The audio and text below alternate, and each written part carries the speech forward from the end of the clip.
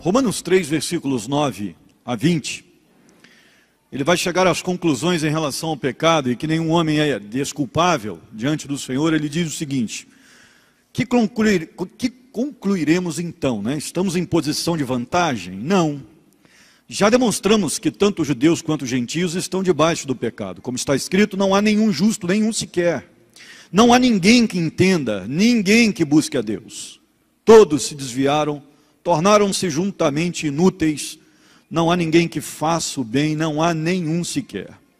Suas gargantas são um túmulo aberto, com suas línguas enganam. Veneno de serpentes está em seus lábios. Suas bocas estão cheias de maldição e amargura, seus pés são ágeis para derramar sangue. Ruína e desgraça marcam seus caminhos, e não aos seus olhos é inútil temer a Deus. Sabemos que tudo que a lei diz, o diz àqueles que estão debaixo dela, para que toda boca se cale e todo mundo esteja sob o juízo de Deus. Portanto, ninguém será declarado justo diante dele, baseando-se dele, Deus, baseando-se na obediência à lei, pois é mediante a lei que nos tornamos plenamente conscientes do pecado. Ou seja, o que Paulo está dizendo é que a lei só nos mostra uma coisa real: somos pecadores e precisamos da graça. Sem a graça, estamos perdidos. A lei comprova de uma maneira definitiva que todos nós estamos em pecado diante de Deus. Vamos orar, irmãos? Deus, que bom estarmos aqui na tua casa, logo cedo, pela manhã, estudando a tua palavra, orando, buscando tua face, em comunhão com os nossos irmãos, te adorando. Nós somos felizes, somos o povo do Senhor. Abençoes o teu povo nesta manhã, possamos aprender um pouco mais e que o nosso pecado hoje seja confrontado mais uma vez. Se esse é o desejo do Senhor, por teres inspirado Paulo dessa forma, que essa seja a realidade nossa hoje, que a tua palavra nos confronte, nos modifique, nos santifique. Nós oramos em nome de Jesus. Amém. Queridos, nós já vimos que na primeira divisão do capítulo 3 aí, Paulo se preocupa em defender o fato que Deus é justo em tudo que faz. Ele não erra nos seus julgamentos. Ele não erra em nada do que faz. Na segunda divisão, esses versículos 9 e 20, Paulo defende que todos nós somos pecadores e que todos nós estamos condenados, senão a graça. Se não fosse a graça, estaríamos mesmo condenados. Ou seja, nós todos somos pecadores, e isso está muito claro. E vimos na semana passada que o pecado tem consequências catastróficas. Paulo passa alguns versículos falando dessas consequências catastróficas, versículos de 11 a 18. O que o pecado gera em nós? Uma cegueira muito grande, diz o versículo 11. Não há ninguém que entenda o caminho de Deus, não há ninguém que busque a Deus. Versículo 12. Nós nos desviamos, nos tornando inúteis, e não há um sequer que consiga fazer o bem, e o bem aí tem um sentido moral, ou seja, ninguém consegue fazer a vontade de Deus plenamente, ninguém. Ser humano sem a ajuda de Deus não consegue, não vai fazer. Por mais que seja um bom cidadão, um cidadão de uma moral elevada, um cidadão que pague suas contas em dia, uma pessoa honesta, por mais que ele consiga acertar em algumas coisas, na hora da conta final, essa conta não fecha.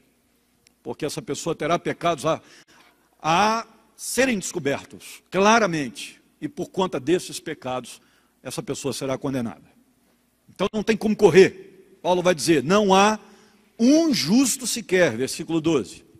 E aí ele começa a dar descrições, suas gargantas são um túmulo aberto, ou seja, fedem o que se fala, com suas línguas enganam, veneno de serpentes nos lábios, suas bocas estão cheias de maldição, de amargura, dificuldade de perdão, e isso faz com que o ser humano esbraveje ódio. Seus pés são ágeis para derramar sangue, ruína e desgraça marcam os seus caminhos. Isso fica muito claro, e não conhecem o caminho da paz, porque os homens são beligerantes. Gostam de brigar. Isso aqui ele está falando do resumo da humanidade. o resumo do ser humano. Aos seus olhos, aos olhos da humanidade, é inútil temer a Deus. O homem considera servir a Deus para quê? Então vimos isso de uma maneira interessante na semana passada, e talvez você não consiga identificar esses elementos da humanidade. Talvez você olhe e pense assim, mas o ser humano não é tão ruim assim. Conheço gente muito boa, que não, de maneira nenhuma, que não tem essas características. Pois eu consigo. Identifico facilmente. Primeiro pela vida que levei. Dá para ver o ser humano nas drogas de uma maneira extremamente corruptível. Ali não há nenhum tipo de, não há nenhuma tentativa de se esconder o que realmente existe no coração do homem. Quando você se envolve no mundo que eu me envolvi, as pessoas ali não querem esconder o que sentem. Muito pelo contrário. Quanto mais elas demonstram a sua maldade, mais elas são respeitadas. Então, mais elas são temidas. Então vale a pena demonstrar. Fragilidade ali não é uma coisa que você pode deixar transparecer. E aí hoje, se a gente abre a Netflix lá e vê séries como Narcos México, El Chapo, a gente percebe muito bem essa maldade que existe no mundo. Que o ser humano, sem cortinas, promove de uma maneira impiedosa. Isso é o ser humano. A diferença é que, na vida social, naquilo que caminhamos aí, no dia a dia, nós aprendemos a camuflar as nossas realidades, o que de fato está no nosso coração. Nós odiamos uma pessoa, mas ela muitas vezes nem percebe. Porque nós nos tornamos artistas no que diz respeito à camuflagem do pecado, principalmente o religioso. Porque o religioso, ele sabe que ele não pode ter esse tipo de sentimento, mas ele o tem. E como é que ele faz? Qual é a única saída para o religioso? Esconder. Camuflar, e muito bem camuflado. Justamente para que ninguém perceba, para que ninguém o exorte, para que ninguém o confronte. O pecado é uma ilusão, irmãos. Essa ideia assume várias formas de expressão. A Bíblia, pecado é apenas egoísmo para alguns, mas a coisa é muito mais profunda do que simplesmente egoísmo, porque falar que pecado é só egoísmo é muito insuficiente, biblicamente falando. E o pecado também não é só transgredir a lei. A Bíblia vai falar muito sobre o que é pecado, e inclusive transgredir a lei aparece como pecado, mas essa definição, que é bíblica também, ela é insuficiente, porque ela só pode ser levada em consideração se nós entendermos que o conceito de lei aqui é a lei de Deus. E que a lei aqui seria a essência da expressão do caráter de Deus. Aí eu peco contra a lei, mas na verdade eu estou pecando contra o caráter de Deus, o Deus que nos deu a lei. Aí a coisa fica um pouco mais complexa.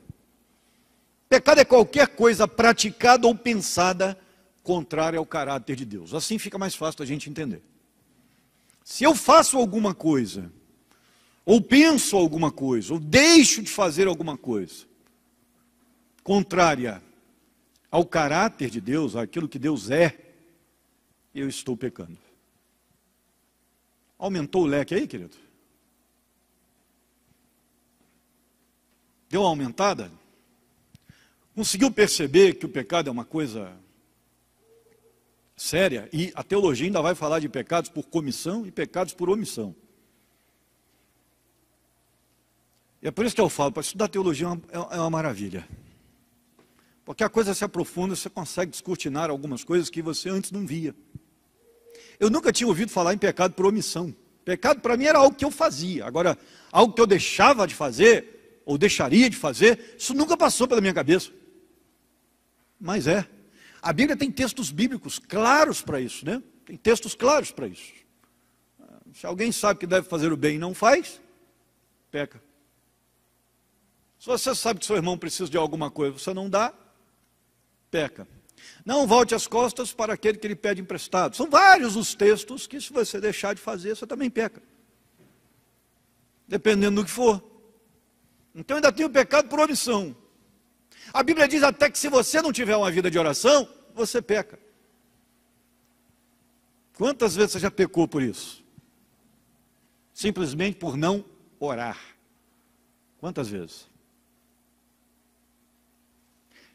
E querido, eu fiz 3 perguntas para você, o leque já aumentou. Se eu começar a falar aqui, a gente vai a tarde inteira. De tanta coisa que você pode estar em pecado, você nem percebe. Você nem vê. Então, pecado é qualquer coisa praticada ou pensada contrária ao caráter de Deus. A natureza pecaminosa, quando a Bíblia fala de velha natureza, está falando da sua natureza pecaminosa, da minha, da nossa inclinação para o pecado. Quando nós nos convertemos, começa a surgir uma guerra interior. Paulo vai falar dela, dos capítulos 6 e 7 de Romanos. Essa guerra interior é uma guerra que aquilo que eu quero fazer eu acabo não fazendo. Porque o Espírito me incomoda, ele me induz, ele quer que eu faça. Mas por conta do meu pecado eu acabo não fazendo. E aquilo que eu não queria eu faço. Então Paulo vai falar disso, dessa guerra que existe entre nós, dentro de nós. Muito evidente. Pois é, tudo por conta de uma natureza pecaminosa que já existia na sua vida, na minha, antes de Cristo chegar.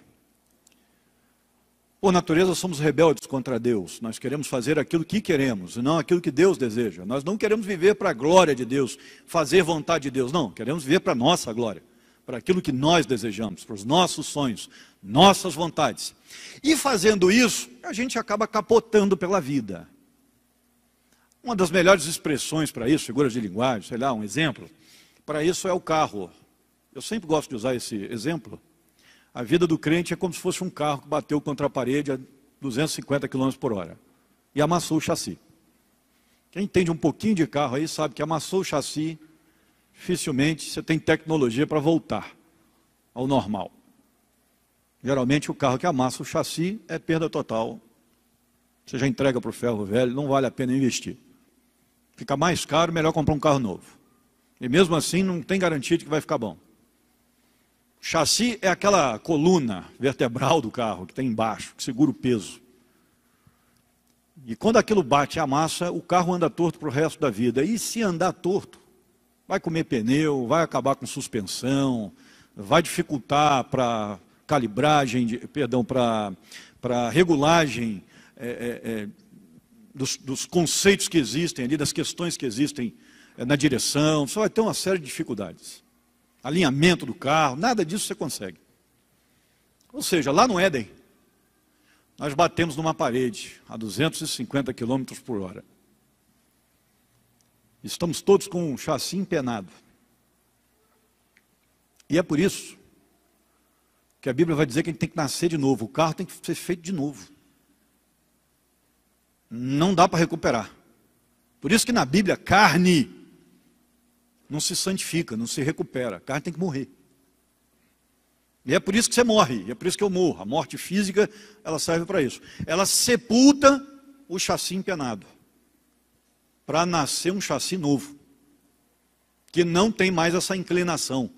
E aí você coloca um carro numa estrada, como por exemplo a Dutra, com um chassi empenado, ele vai puxar para algum lado. Você nunca consegue regular esse negócio.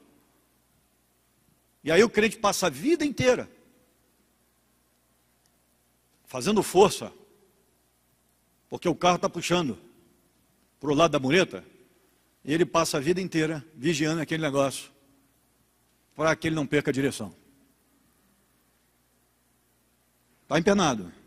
A velha natureza puxa para o lado, mas a partir de agora você está caminhando para a recuperação. E até o final a gente vai caminhar com esse negócio puxando para o lado. Até o final desta vida. Até que a gente receba um chassi novo. E é por isso que é ressurreição. Morreu o velho homem. E de fato nasce novo. Quando a gente se batiza, ou quando a gente é batizado, né? O símbolo é esse. Simbolicamente, pela fé, agora você nasceu de novo. E você aguarda o dia que isso vai acontecer plenamente. Então, você começou o processo de recuperação, ainda nesta vida, nesta terra. Só que vai chegar um dia, você vai se encontrar com o Senhor, mas não dá para se encontrar com o Senhor com resquício que ainda vai ficar. A velha natureza ainda puxa para o lado. Se você for para o reino de Deus com essa velha natureza, não dá certo. Então o que acontece primeiro? Você precisa ressuscitar. Você morre e ressuscita novo. Zero bala. Natureza edênica.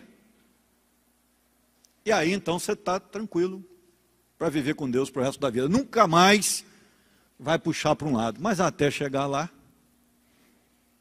nós vamos precisar lutar até o final. Isso é velha natureza. Mas aí, Paulo vai dizer o seguinte, a partir dos próximos versículos, a gente vai ver na semana que vem. Paulo vai dizer o seguinte, aliás, na próxima mensagem, semana que vem eu estou pregando lá em Volta Redonda. Paulo vai dizer o seguinte, como é que a gente chega diante de Deus com esse resquício e encontra salvação e não condenação? É aí que entra o sangue de Jesus. O restinho que temos, que teremos lá naquele dia. E detalhe, de repente você pensa assim, rapaz, como é que Deus me perdoa? Sabendo que eu sou hoje, com esse monte de coisa. Deixa eu dizer uma coisa para você. Deus não vê você como você está hoje. Deus sabe o resultado final. Eu demorei um tempinho para entender esse negócio. Deus não vê, é um negócio meio complicado, porque vai esbarrar na onisciência de Deus. Deixa eu explicar melhor. É que Deus olha para você, você já pronto. Ele contempla o que você vai ser. E é por isso que fica mais tranquilo. Inclusive para a gente. Deus não olha o Luciano de agora, com pecados ainda para vencer, com dificuldades que não deveria ter, com problemas claros para obedecer em algumas situações. Ele não olha o Luciano assim agora. Ele olha o Luciano que será retirado do túmulo. Zero. Pelo sangue de Cristo. É por isso que ele não lança você fora. Porque ele sabe o que vai acontecer ainda com você. Você vai chegar lá com aquele resquíciozinho. Você vai ganhar um banho final. Que vai lavar tudo. É a justificação. É a justiça de Cristo que é transferida para você. Nós já somos justificados agora. Mas a grande validade da justificação, ela ocorrerá no momento em que você estiver às portas do céu e for falar com o seu Deus. Ali é justificado completamente mesmo. Ali, a justificação ali, na verdade, ela se estabelece. O sangue de Jesus coloca você dentro das portas celestiais. Porque você é recebido pelo que Cristo fez, não por aquilo que você faz, porque senão não seria. É disso que Paulo vai passar a fazer daqui para frente. Mas, por que Paulo dá tanta atenção ao pecado? Não está escrevendo para judeus que frequentavam a igreja de Roma, para romanos novos convertidos. Por que Paulo dá tanta atenção ao pecado? Bem, primeiro porque ele queria combater uma heresia que existia naquela época. O antinomianismo queria dizer que se estamos debaixo da graça, podemos pecar à vontade. Nós já falamos disso. Essa é a primeira questão. E segundo, que ele quer deixar muito claro para nós, como é que o pecado nos prejudica ainda nessa vida se dermos vazão. O crente não pode baixar a guarda. Ele não pode guardar as armas.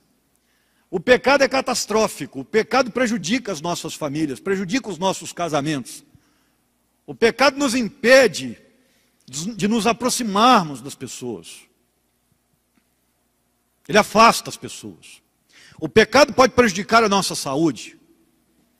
E existe uma realidade de pecado ainda na vida do crente.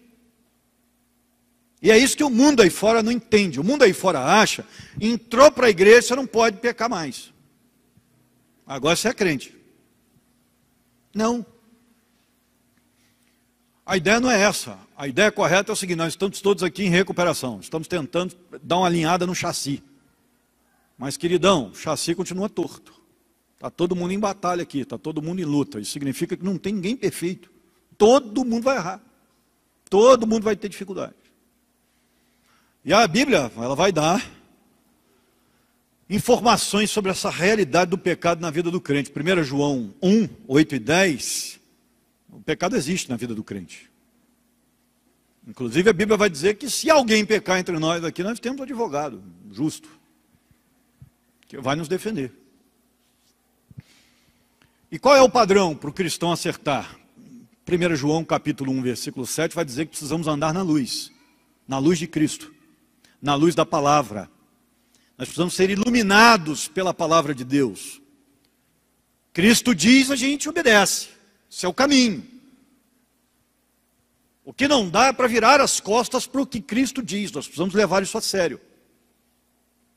Então, ao invés de ficar correndo atrás dos seus desejos, dos seus prazeres, daquilo que dá alegria para você, da carne, faça aquilo que Deus deseja. Esse é o caminho para você ralar menos a cara no muro. Porque se continuar fazendo a sua vontade, dando vazão à velha natureza, vai sofrer, vai ralar a cara no muro. Tem gente que está em pedaços aqui por causa de pecados. O pecado está acabando com a gente. Tem gente que quer andar com Cristo e com o pecado ao mesmo tempo. E quer ser feliz, esquece a ideia. O pecado vai acabar com você, ele acaba com a sua felicidade. Qual foi a primeira pessoa a pecar? Satanás. E você acha que Satanás é feliz? Dá uma olhadinha para a vida dele. E você quer seguir o mesmo caminho? Pecado nunca foi bom para ninguém. E é por isso que crente tem que odiar pecado. Tem que levar a sério esse negócio. Tem crente abrigando pecado aí como se fosse animal de estimação, tratando com carinho, comprando ração da melhor. Só que isso acaba com a gente, pecado destrói a gente, destrói nossa alegria, acaba com as pessoas que estão ao nosso redor. E como é que a gente previne? Salmo 119, versículo 11, vai dizer que é através da palavra. É a palavra que nos ajuda a fugir do pecado. Também através da intercessão de Cristo. Cristo intercede por nós. Deixa eu dizer uma coisa. Esse ofício de Cristo, ele é eterno. Então você não precisa ficar preocupado, não. Você não precisa pedir, não. Cristo vai interceder por você naturalmente, se você é dele. Então para que eu preciso confessar os meus pecados? Para que eu reconheça, para que eu veja, para que eu enxergue. Você não confessa pecado para ser perdoado. A Bíblia diz que Jesus Cristo morreu de uma vez por todas pelos nossos pecados. Para o crente não há condenação. Ele já está perdoado. É mesmo, pastor? É. Biblicamente falando, deixa eu explicar uma coisa para você. Teologia pura. Biblicamente falando, se você é crente de verdade, porque essa é a questão. É de fato convertido? Tem certeza disso? De fato então é convertido, está salvo. Até o pecado que você vai cometer no último dia da sua vida já está perdoado. Cristo já perdoou. Tem esse negócio de ficar com medo, nossa, mas se eu pecar, Deus vai acabar comigo, eu vou para o inferno. Não tem isso. Biblicamente falando, aquele que está em mim, de maneira nenhuma o lançarei fora.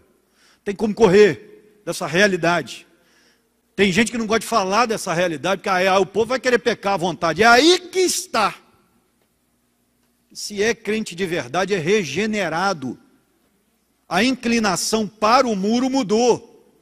Eu estou inclinado agora para a estrada, para o caminho, que é Cristo. Eu não quero mais ficar ralando a cara no muro. Eu quero fazer a vontade do meu Deus. E é por isso que eu faço força. Que a Bíblia fala da nossa parte na santificação. De que nós precisamos vencer o pecado. Os nossos desejos, a nossa inclinação. É a força que eu faço para manter o carro na estrada. Não quero mais ficar ralando no muro. Quero mais ir para esse lado. Eu vou para o outro agora. E esse é o sentido de arrependimento na Bíblia. O termo metanoia fala disso. Eu estava numa direção, agora eu estou em outra. Por quê? Porque o meu coração foi transformado, eu fui regenerado. O coração regenerado não quer o pecado mais. É por isso que eu posso pregar isso tranquilamente, por isso que Paulo pregou que até o seu último pecado, se você é crente de verdade, já está perdoado. Então eu não confesso o pecado para ser perdoado, querido. Deixa eu dizer uma coisa para você, depois de ter lido alguns livrinhos, depois de ter passado a vida estudando teologia, deixa eu dizer uma coisa para você. Você não tem noção da metade dos pecados que você comete. Se você defender, qualquer teólogo que defenda, que eu só sou perdoado, se eu confessar, comete 2 erros. Primeiro, a salvação desse camarada está baseada nas obras que ele faz. E a Bíblia diz que ninguém vai fazer isso, ser salvo. Efésios 2, 8 e 9, 10. Pode dar uma olhada aí. Ninguém vai ser salvo pelo que faz. Primeira coisa. Segundo, como é que você vai fazer com aqueles pecados que você nem tomou consciência ou esqueceu que você cometeu e não confessou? Querido, a salvação não pode depender de você, senão você está na grelha. Não pode depender de nada que você faça, senão você não vai conseguir fazer. Entendeu o detalhe? Por isso que salvação é pela graça, não vem de nós, é dom de Deus.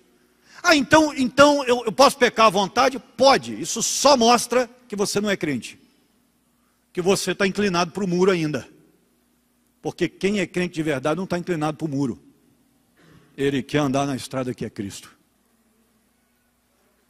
É simples assim. Então para que eu confesso? Não preciso confessar mais? Precisa, claro que precisa. A Bíblia diz que você precisa confessar seus pecados a Deus. Até porque, deixa eu dizer uma coisa para você, no momento da sua confissão você vai descobrir algumas coisas a mais. Deus vai falando. Se eu vim aqui porque eu briguei com a minha esposa, falei o que não devia, eu queria que o senhor me perdoasse. É? Só isso? Só isso? Então, semana passada também chutei a cachorra. Só? Eu também fiz a prova para o meu filho. Você fez a prova online para o seu filho. Isso é fraude, você deveria ser preso. Mas é só isso. Eu também odeio a minha sogra. Você odeia a sua... entendi. Querido, a lista não para de aumentar. Por isso que dá vontade de levantar. É para isso que a gente confessa. É que eu encontro ali com o Fernandinho, meu parceiro. Se eu me comparar com o Fernandinho, de repente eu até acho que eu seja em alguma coisa melhor do que o Fernandinho. Vai ser difícil achar, mas de repente alguma coisa. Mesmo que seja na característica de ser careca, sou melhor do que ele. Sem dúvida nenhuma. Bem, encontrar com outro ser humano e me comparar, ele é fácil. Difícil é dobrar o joelho do Todo-Poderoso, perfeito Deus, santo na sua totalidade e encontrar algo de bom. Por isso que a confissão é importantíssima. Nós deveríamos sempre nos confessar. Sempre. Ali é importante. E outra coisa, o Espírito Santo que está em você, se é que está em você, se você é convertido, eu sempre falo isso, porque eu sei que metade da igreja está no inferno. A gente vê pelo fruto. Então, tem muita gente que acha que é crente, mas é só religiosa. Isso me preocupa muito. Cada vez mais quanto mais eu estudo, mais eu vejo que realmente a coisa é complicada. Todas as vezes que eu falo isso, deveria dar um frio na sua espinha se analisar a sua vida, porque eu analiso a minha mesmo. A gente tem que tomar muito cuidado. E graças a Deus,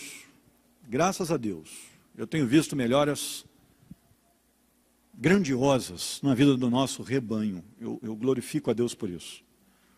A igreja hoje é muito melhor para a gente lidar, pode perceber. Agora, a pergunta é, esse negócio está incubado ou o pessoal mudou mesmo? Essa é a pergunta que a gente tem que fazer.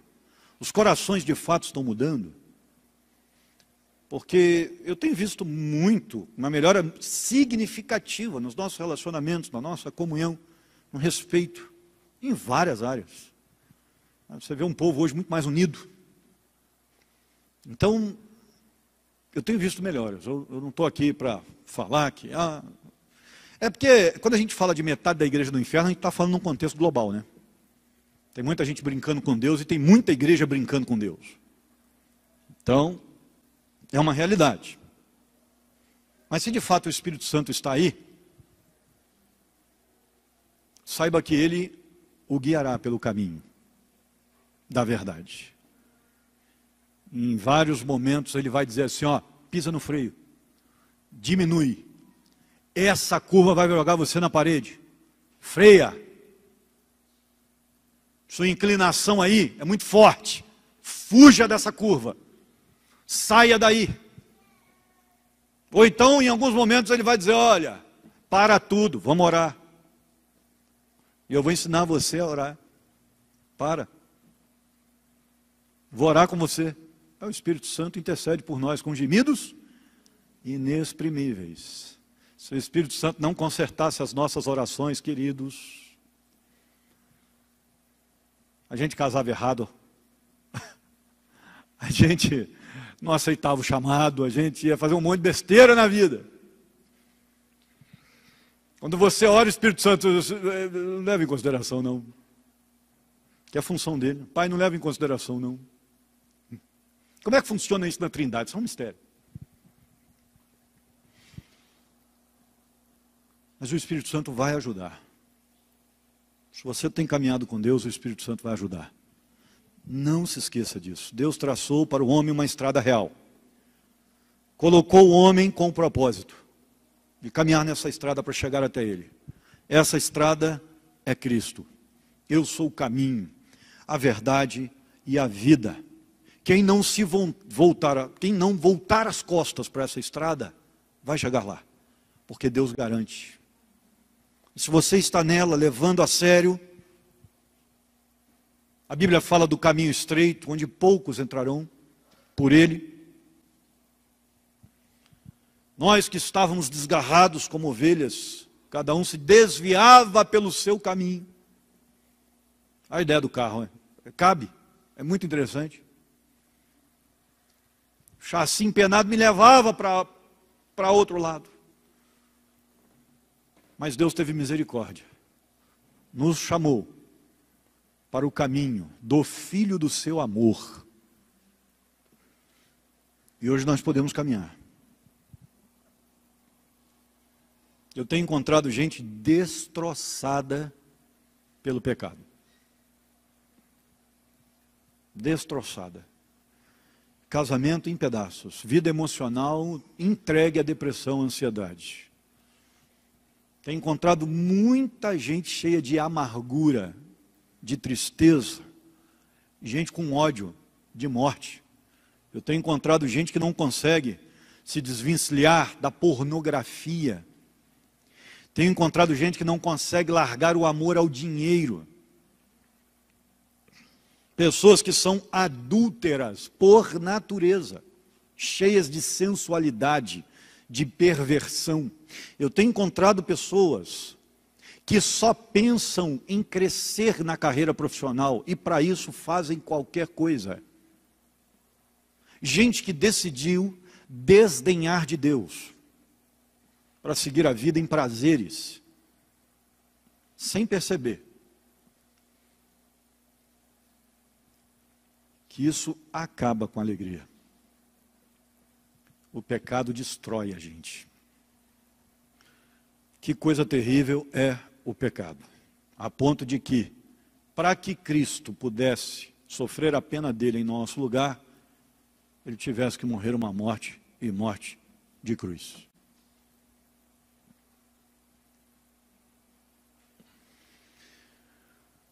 Fechamos esse ciclo onde Paulo fala do pecado. Vamos voltar com isso no capítulo 6. Mas é importante que você guarde uma coisa.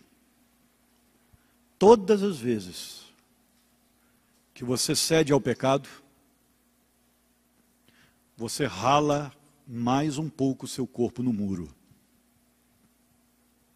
E não dá para ficar sendo ralado no muro sem sofrer.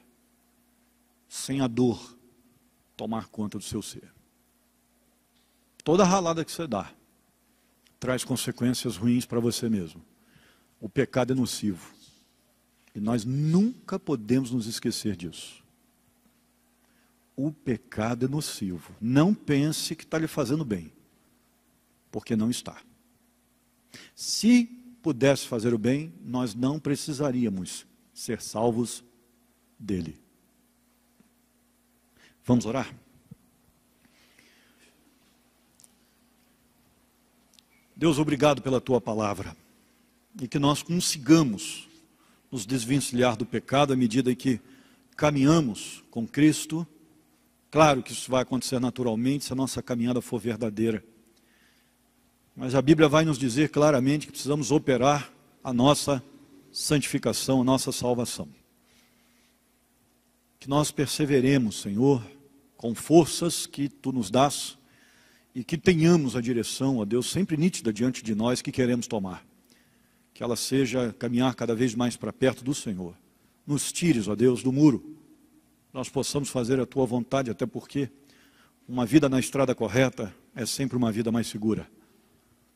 Abençoe-os e que nós possamos também, inclusive, nos recuperar daquilo que o pecado do outro faz conosco, nos gerando traumas, fobias, dificuldades, ressentimentos, amargura, desconfiança. Deus, que o pecado do outro não nos atinja e que o nosso pecado seja eliminado. Deus, ó Deus, a Tua igreja, uma consciência de santificação. Que nunca percamos de vista a consciência de que precisamos ser santos, porque Tu, o nosso Deus, Tu és santo. Nós oramos assim, em nome de Jesus Cristo. Amém.